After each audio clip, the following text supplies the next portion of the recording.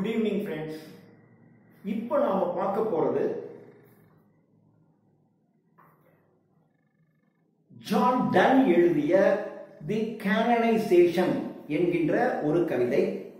இந்த கவிதைக்கு முன்னாடி இந்த கேனனைசேஷன்ல ஜான் டன் அவர் ஆன்னா மோர் ANNA ஆன்னா MORE மோர் ஆன்னா மோர் என்கின்ற பெண்ணை அவர் காதலித்தார்.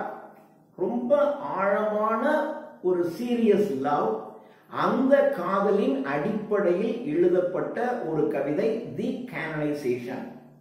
இந்த கவிதையின் சிறப்பு சாமுவல் டெய்லர் காலரிட்ஜ் ST காலரிட்ஜ் அவர் சொல்லும் பொழுது எனக்கு மிகவும் பிடித்த கவிதைகளில் ஒன்று கேனனைசேஷன் ஆஃப் ஜான் டன் என்று அவர் சொல்லி இருக்கிறார்.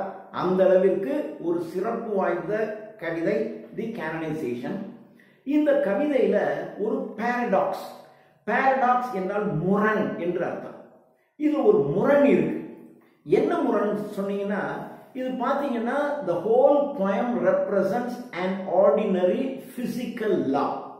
ஆனா இதுக்கு தலைப்பே பாத்தீங்கன்னா கேனனைசேஷன் அப்படின்னு கொடுக்குறான். கேனனைஸ் அப்படின்னு சொன்னா ஒரு கிரியேஷன் ஆஃப் எ செயின்ட், ஒரு சாமியாரை உருவாக்குவது என்று பொருள்.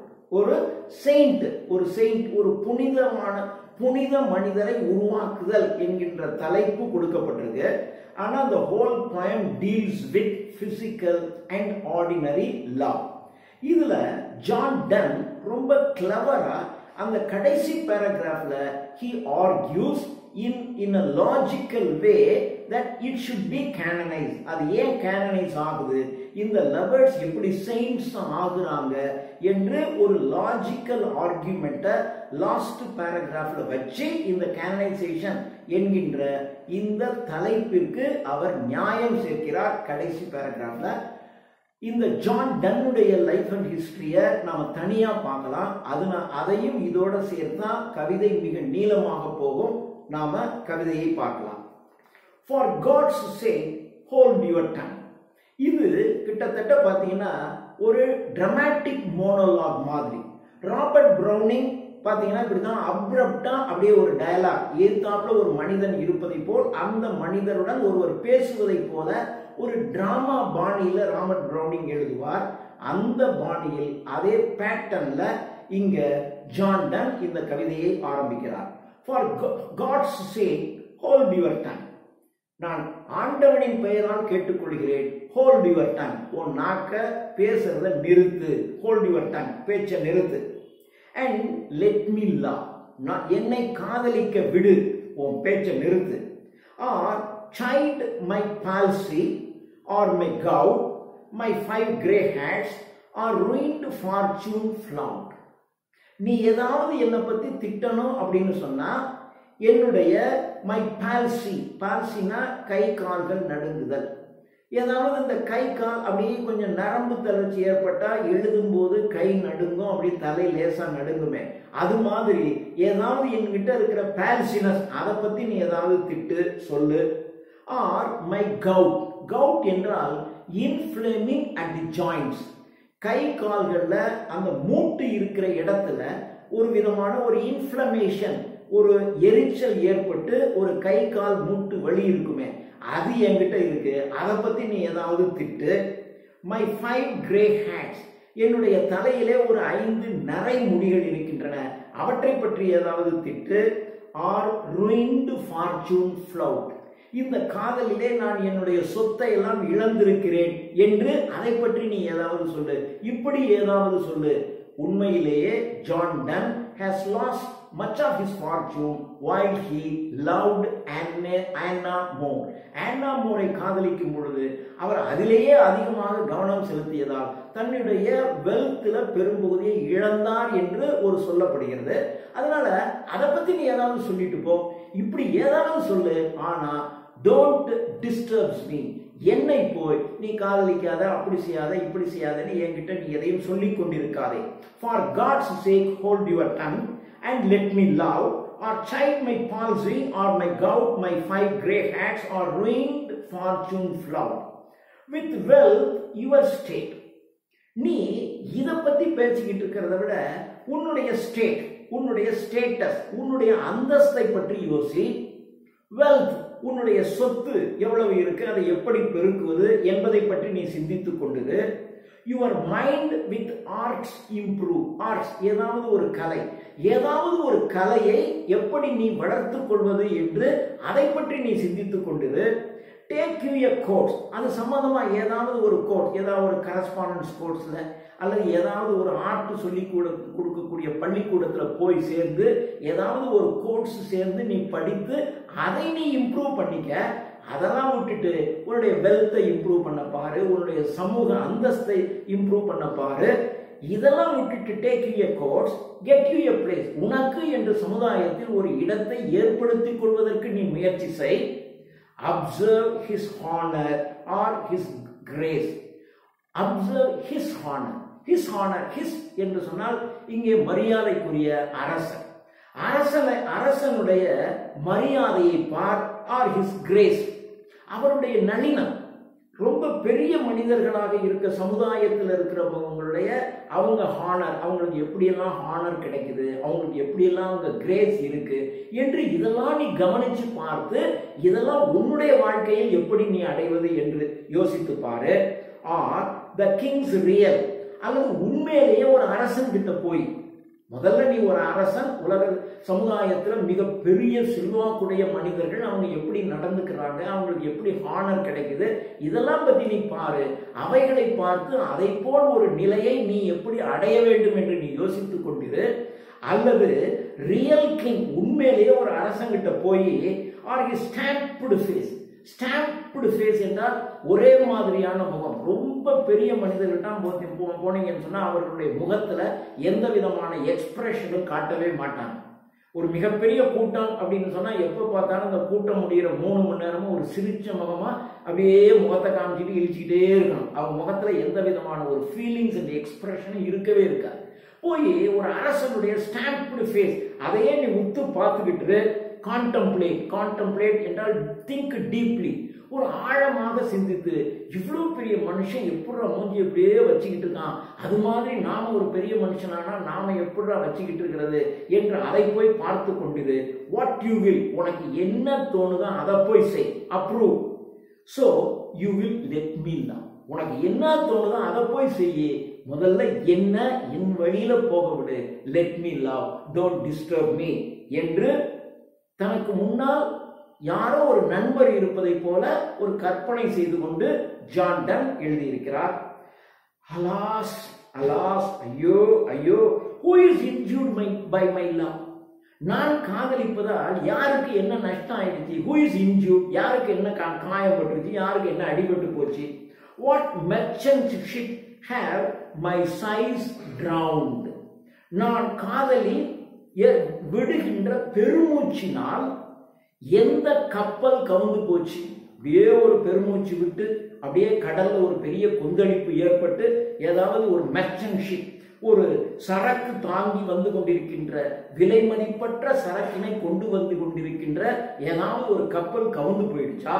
What merchant ship have my sighs drowned, மூழ்கடித்தது?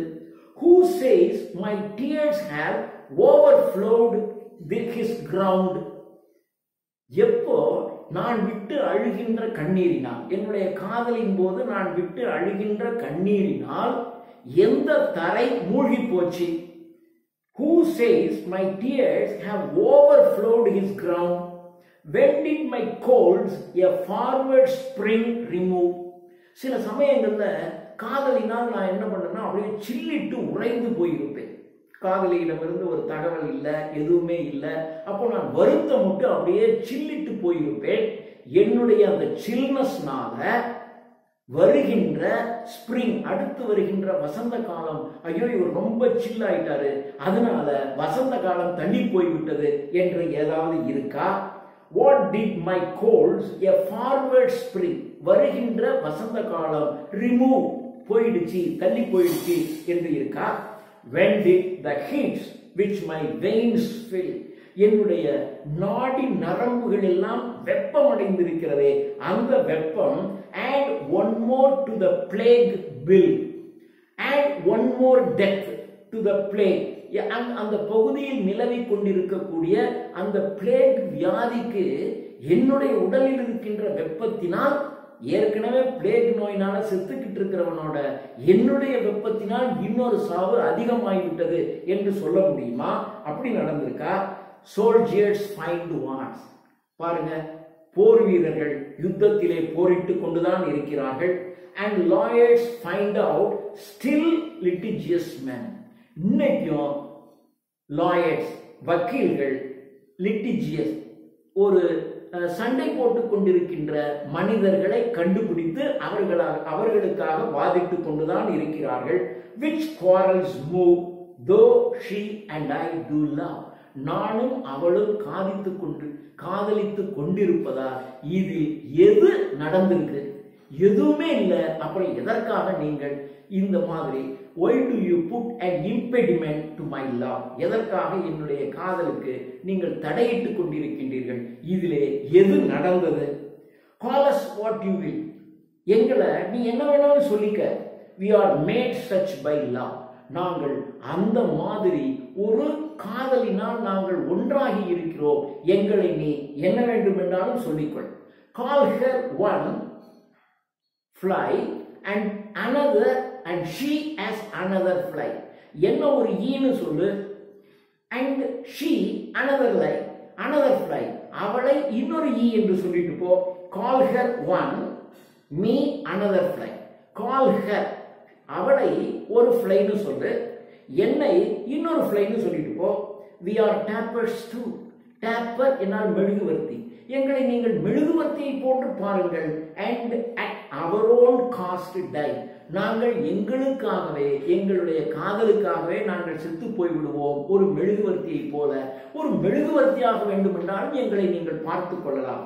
and we in us, நான் எங்களுக்குள்ளாகவே we find the eagle and the dove.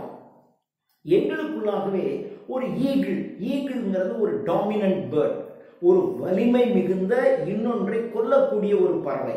எங்களுக்குள்ளாகவே ஒரு ஈகிளையும் நீங்க பார்க்கலாம். and the dove என்றால் புறா. இது வலிமை குறைந்த கொல்லப்படுகின்ற ஒரு பறவை. எங்களுக்குள் வலிமை மிகுந்த கொல்லுகின்ற பறவையையும் வலிமை குறைந்த கொல்லப்படுகின்ற பறவையையும் நீங்கள் பார்க்கலாம். and we in us find, நாங்கள் எங்களுக்குள்ளாகவே ஒரு ஈகிளையும் and the dove அதையும் நாங்கள் பார்க்கிறோம். the phoenix riddle has more wit by us. the phoenix riddle, the phoenix என்கின்ற பறவை, உலகத்திலேயே ஒரே ஒரு பறவை இருக்கிறது. அது மேல் ஆர் ஃபீமேல்னு சொல்ல முடியாது, ஒரே ஒரு பறவை. அந்த ஒரு பறவை இறந்து போய்விட்டால் அந்த இடத்தில் இருந்து, அதனுடைய சாம்பலில் இருந்து இன்னொரு பறவை தோன்றும் என்று சொல்லப்படுகிறது. இது ஒரு ஃபீனிக்ஸ் ரிடில், இது ஒரு புதிர் மாதிரி. இப்படி ஒரு பறவை இருக்குன்னு எல்லாரும் சொல்றாங்க. ஃபீனிக்ஸ் கதை எழுதுறவங்கல இருந்து, கட்டுரை எழுதுறவங்கல இருந்து, கவிதை எழுதுகின்றவர்கள் இருந்து ஃபீனிக்ஸ் பறவை உதாரணம் காட்டி எழுதுகிறார்கள். ஏதோ ஃபீனிக்ஸ் பறவை இருப்பதை போல. இந்த ஃபீனிக்ஸ் பறவை என்கின்ற புதிர் எங்களை பொறுத்தவரையிலும் அது கிட்டத்தட்ட விட், அது ஒரு புத்திசாலித்தனமான உண்மையான ஒன்று என்றே நீங்கள் சொல்லலாம். The phoenix riddle has more wit by us. We two being one, or we are one. நாங்கள் இருவராக இருந்தாலும், உடல் இரண்டாக இருந்தாலும், நாங்கள் உள்ளத்தினால், உயிரினால் ஒன்றாக இருக்கிறோம். ஒரு ஃபீனிக்ஸ் பறவையை போல. We two being one, or so to one neutral thing both sexes fit. இது பாத்தீங்கன்னா ஒரு நியூட்ரல். நாங்க இரண்டு உடல் ஒரு உயிர். அந்த ஒரு உயிர் ஆனா பெண்ணா, அது neutral.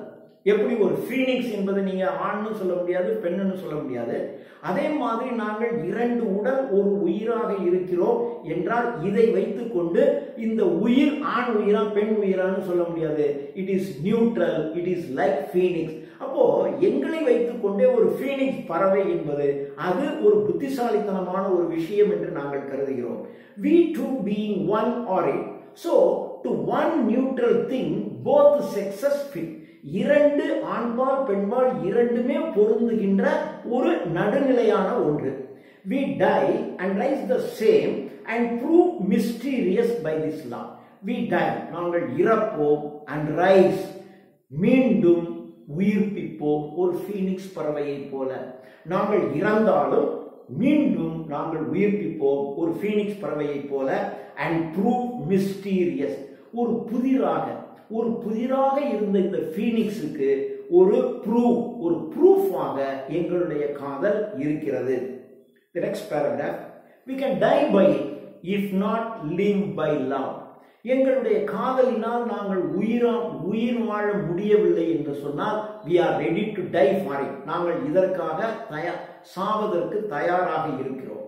And if unfit for tomb or hears our legend be, if unfit for tomb, எங்களுடைய காதல், நாங்கள் இறந்து போய்விட்டால் எங்கள் காதல் என்பது ஒரு டோம், ஒரு கல்லறையில் பொறிக்கப்பட வேண்டிய ஒரு பெரிய வாசகம் அந்த அளவுக்கு இல்லை. It is not a legend, ஒரு பெரிய ஒரு புராணத்தில் வருகின்ற ஒரு பெரிய ஹீரோ அப்படின்னு சொன்னா அவனுடைய ஒரு கல்லறையில ஏதாவது எழுதி வைப்பாங்க. நாங்க ஒரு லிஜெண்டரி ஹீரோவும் கிடையாது. ஒரு கல்லறையில ஒரு பெரிதாக வாசகங்கள் பொறிக்கின்ற அளவுக்கு நாங்க பெரிய ஆளும் கிடையாது. we are unfit. we can die by it if not live by love. and if unfit for tomb or hears our legend be, it will be fit for words. so எங்களுடைய காதலினால் நாங்க இறந்து போயிட்டோம்னா ஒன்னும் பெரிய லெஜெண்டரியாவும் எங்க புராணத்திலையும் எங்க காதல் வராது. அப்படியே அம்பிகாவதி அமராவதி காதலை போல, ரோமியோ அண்ட் ஜூலியட்டினுடைய காதலை போல இந்த மாதிரியான காதல் எங்கது இல்லை. அதனால அப்படி யாரும் கொண்டாட மாட்டாங்க. அல்லது இந்த காதலுக்காக ஏதாவது ஒரு கல்லறையில் ஏதாவது பொறித்து வைப்பார்கள் என்று சொன்னால் அதுவும் கிடையாது. ஆனால் எங்களுடைய காதல் it is fit for a verse. Verse என்றால் ஒரு கவிதை. It will be fit for verse. ஒரு கவிதையில் எங்களுடைய காதலை யாராவது எடுத்து சொல்லலாம். Fit for verse. and if no piece of chronicle we prove, we do not prove a chronicle. chronicle அப்படின்னா சிலருடைய காதலை பற்றி அப்படியே பின்னாடி ஒரு கவிதை வரும். அந்த கவிதையை எப்பாவது படிக்கும் போது ஓஹோ இந்த அரசனுடைய மகள் இந்த மகளை காதலிச்சிருக்கான், அதனால இப்படி நடந்து போச்சு அப்படின்னு ஒரு கிரானிக்கிள், ஒரு சரித்திர நிகழ்வாக எதிர்காலத்துல இருக்கிறவங்க இந்த கவிதையை படிக்கும் போது இந்த கவிதையிலிருந்து சில உதாரணங்களை எடுத்துக்கொண்டு இப்படிதான் இப்பொழுது நடந்திருக்கும் சரித்திர நிகழ்வுகள் என்று சொல்லுவார்கள். அப்படி ஒன்று எங்களுடைய லவ், எங்களுடைய வாழ்க்கை ஒரு கிரானிக்கிள், ஒரு சரித்திரத்தை சொல்லுகின்ற நிகழ்ச்சி இல்லை. If no piece of chronicle we prove, we do not prove any chronicle piece. We will build in sonnets pretty rooms. ஆனால் எங்களுடைய காதல் ஒரு சானட். சானட் என்றால் தெரியும், அதனுடைய தீம் லவ், ஒரு காதல். அந்த காலத்தில் பார்த்தீங்கன்னா கற்பனையாக ஒரு காதலியை வைத்துக்கொண்டு அந்த காதலியின் பெயரினால் ஒரு சானட் எழுதுவாங்க. அது மாதிரி எங்களுடைய காதல் ஒரு சானட்டுக்கு ஒரு அருமையான subject matter. We will build in sonnet pretty rooms as well a well wrought urn becomes. ஒரு சானட்ல இடம் பிடிக்கிறது என்பது ஒரு urn. The old on a Grecian urn வருது urn. அந்த urn பொறிக்கப்பட்ட எழுத்திற்கு இணையானது ஒரு சானட்ல வர்றது. ஒரு சானட்ல நாம இடம் பிடிச்சிட்டோம் அப்படின்னு சொன்னா எதிர்காலத்தில் வருகின்றவர்கள் அந்த சானட்டை படிக்கும் பொழுது எங்களுடைய காதலையும் நினைவு கூறுவார்கள். எப்படின்னா கிரீசியன் ஏர்ன்ல இருக்கின்ற படத்தை வைத்துக்கொண்டு கீட்ஸ் ஒரு அழகான கவிதை எழுதுகிறார். அந்த கவிதை இருக்கின்ற வரையிலும் அந்த ஏர்ன்ல இருக்கக்கூடிய படங்கள் மக்களினுடைய மனதிலே நினைவாக இருக்குமே. அதை போல எங்களுடைய காதல் ஒரு சானட்ல இடம் பிடிச்சிருச்சு அப்படின்னா ஒரு ஏர்ன்ல எழுதப்பட்ட எழுத்திற்கு அது சமமானதாக இருக்கும். அப்படி இல்லாம the greatest ashes as half acre tombs, ஒரு கல்லறை ஒரு அரை ஏக்கர் பரப்பளவுக்கு அப்படியே ஒரு கல்லறையை செய்து and by these hymns all shall approve us canonized for love. ஒரு அரை ஏக்கர் பரப்பளவுக்கு ஒரு இடத்தை வாங்கி அதுல ஒரு கல்லறையை செய்து அந்த கல்லறையை பலரும் வந்து பார்க்கும் பொழுது எப்படி அந்த கல்லறையில் இருப்பவர்களை நினைத்து பார்ப்பார்களோ அதற்கு இணையானது ஒரு சானட்ல இடம் பிடிச்சிட்டோம் அப்படின்னா மக்கள் சானட்டை படிக்கும் பொழுது நினைவில் வைத்துக் கொண்டிருப்பார்கள். and by these hymns, இந்த இடத்துல இந்த சானட்ஸ் எல்லாம் ஹிம்னு சொல்லணும். ஹிம் அப்படின்னு சொன்னா கடவுளை வணங்கி எழுதுகின்ற பாடல், கடவுளை உயர்த்தி எழுதுகின்ற பாடல். இப்போ ஒரு சானட்ல இந்த காதலர்களினுடைய இடம், அதான் பாரடாக்ஸ். இதுவும் சாதாரண லவ். இந்த ஆர்டினரி லவ்வை ஒரு சானட்ல இடம் பிடிச்சிட்டு நைஸா அதை ஹிம்னு சொல்றான். And by these hymns all shall approve. இந்த ஹிம், இந்த கடவுளை துதித்து பாடுகின்ற இந்த பாடல்களில் எல்லாரும் அப்ரூவ் பண்ணி they canonized us for love. காதலுக்காக அமரரானவர்கள், காதலுக்காக Saint ஆனவர்கள். so they are all saints of love. எங்களை saints of loveனு எல்லாரும் சொல்லிடுவாங்க என்று அப்படி அந்த பாரடாக்ஸ லாஜிக்கல் ஆர்குமெண்ட்டை பிகின் பண்றார். and thus invoke us. அதுக்கப்புறம் they invoke என்று சொன்னால் வேண்டிக் கொள்ளுதல். அப்படியே இன்வோகேஷன் சாங்னு வரும். ஒரு பெரிய ஒரு ஒர்க்கை பண்றதுக்கு முன்னாடி பார்த்தீங்கன்னா அந்த கடவுளிடம் வேண்டி இந்த மிகப்பெரிய சாதனையை செய்வதற்கு நீ எனக்கு அருள வேண்டும். இப்ப கம்பராமாயணம் கம்பர் எழுதுறாருன்னா அதுக்கு முன்னாடியே இன்வோகேஷன் சாங். நான் ஒரு மிகப்பெரிய வேலையை நான் எடுத்திருக்கிறேன், இந்த வேலையை நான் சிறப்பாக செய்து முடிப்பதற்கு கடவுளே நீ எனக்கு உதவி செய்ய வேண்டும் என்று வேண்டி கேட்பார்களே. அதை போல இப்போ மக்கள்லாம் என்ன பண்ணுவாங்க, நாங்களாம் செயின்ட் ஆயிட்டோம், நாங்க செயின்ட் ஆகிட்டா மக்கள் எல்லாம் எங்களிடம் வேண்டி கேட்டு கொள்வார்கள். You whom reverent love made one another's hermitage. You who, நீங்கள் காதலித்த இருவரும் made one another's hermitage. hermitage என்று சொன்னால் செயின்ட்ஸ் தங்குற இடத்திற்கு hermitageனு பேரு. இந்த இரண்டு காதலர்களும், காதலன் காதலியினுடைய உள்ளத்திலே குடிகொள்ளுகிறான், அது அவனுக்கு ஹெர்மிட்டேஜ். காதலி காதலனுடைய உள்ளத்திலே குடிகொண்டிருக்கிறான், அது ஒரு ஹெர்மிட்டேஜ். நீங்க ஒருவருக்கொருவருடைய உள்ளமாகிய ஹெர்மிட்டேஜில் நீங்க தங்கி இருக்கக்கூடிய செயின்ட்ஸ் என்று வருங்காலத்தில் உள்ளவர்கள் எங்களை சொல்லுவார்கள். Mat one another's hermitage. You to whom love was peace but now is rage. நீங்கள் காதலிக்கும் போது அது அன்பின் வெளிப்பாடு. இப்பொழுது ஜான் டன் சொல்கிறார், இப்பொழுது காதல் என்பது அன்பின் வெளிப்பாடு. that now, அதாவது love was peace. ஒரு காலத்தில் காதல் என்பது அன்பின் வெளிப்பாடாக இருந்துச்சு, ஆனா இப்போ now it is rage. ரேஜ்னா ஒரே சண்டை சச்சரவு துன்பம். இப்போ காதல் என்று சொன்னாலே அது சண்டையும் சச்சரவும் துன்பம் மிகுந்ததாக இப்பொழுது மாறிவிட்டது என்று எங்களை பார்த்து they invoke us. நீங்க லவ் செயின்ஸா இருக்கீங்க, உங்களுடைய காலத்துல எல்லாம் காதல் என்பது அன்பின் அடிப்படையில் இருந்துச்சு, ஆனா இப்ப எல்லாம் காதல் என்பது துன்பத்தை உருவாக்குவதாகவும் கஷ்டங்களையும் பிரச்சனைகளை உருவாக்குவதுமாக இருக்கிறது என்று எங்களை பார்த்து, ஏன்னா நாங்க தான் லவ் செயின்ஸா மாறிட்டோமே, எங்களை பார்த்து எல்லோரும் வேண்டி பாடுவார்கள். யூ அதாவது இன்வோக் பண்றவங்க, அதாவது கடவுளிடம் இந்த காதல் கடவுளிடம் வழிபடுபவர்கள் யூ எங்களை பார்த்து சொல்லுவாங்க, you to whom love was peace. உங்களுடைய காலத்தில் காதல் என்பது அன்பின் அடிப்படையில் இருந்துச்சு, that now is race. Who did the whole world's soul contract and drove into the glasses of your eyes. Who, நீங்கள் did the whole world's soul, இந்த உலகம் அனைத்தையும் சுருக்கி நீங்கள் உங்களுடைய உலகத்தை உங்கள் காதலியின் கண்களிலே பார்த்தீர்கள், உங்கள் காதலி உலகத்தை உங்களுடைய கண்ணிலே பார்த்தாள். அப்போ சொல்றான், உங்க ரெண்டு பேருக்கும் உலகத்துல புற உலகத்தோடு பெரிய தொடர்பு கிடையாது. நீங்கள் உலகத்தை, இவன் உலகத்தை காதலியினுடைய கண்களிலும் காதலி உலகத்தை காதலனுடைய கண்களிலுமே பார்த்து கொண்டார்கள். எனவே இவர்களுக்கு இந்த உலகத்தோடு தொடர்பு இல்லாத உலகத்தை ரினவுன்ஸ் பண்ணணுங்க. ஒரு செயின்ட்னா என்ன பண்ணணும்? he should renounce the world. உலகத்தை துறக்க வேண்டும். சோ காதலன் காதலியினுடைய கண்களிலே உலகத்தையும் காதலி காதலனுடைய கண்களிலே உலகத்தையும் பார்த்ததால் நீங்கள் இருவரும் உலகத்தை துறந்த செயின்ட் சன்னியாசியாக, காதல் சன்னியாசியாக மாறிவிட்டீர்கள்.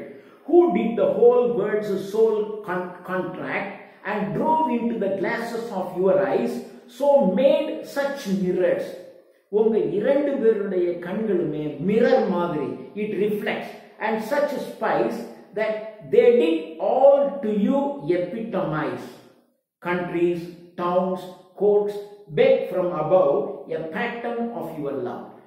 காதலன் காதலியினுடைய கண்களில் உலகத்தை, உலகம்னா எல்லா நாடுகள், டவுன்ஸ், கோர்ட்ஸ், எல்லாத்தையும், கோர்ட்டு, அரசு சபை உன்னுடைய கண்களிலே பார்த்துக்கிறான். இட் மீன்ஸ் அவன் உலகத்தை திறந்துட்டான்.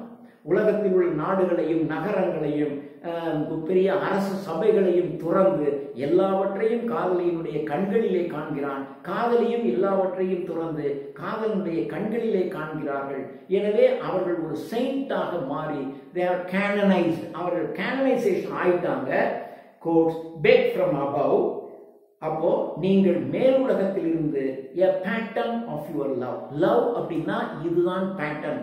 ஒரு லவ்னா அதுக்கு ஒரு பேட்டர்ன் இருக்கணும்ல, இந்த பேட்டர்ன் தான் லவ்னா இந்த பேட்டர்னா இருக்கணும் என்று நாங்கள் எங்களை பார்த்து மற்றவர்கள் they invoke us. நீங்கள் காதலின் கடவுளாக மாறிவிட்டீர்கள், காதலின் செயின்ஸா மாறிட்டீங்க.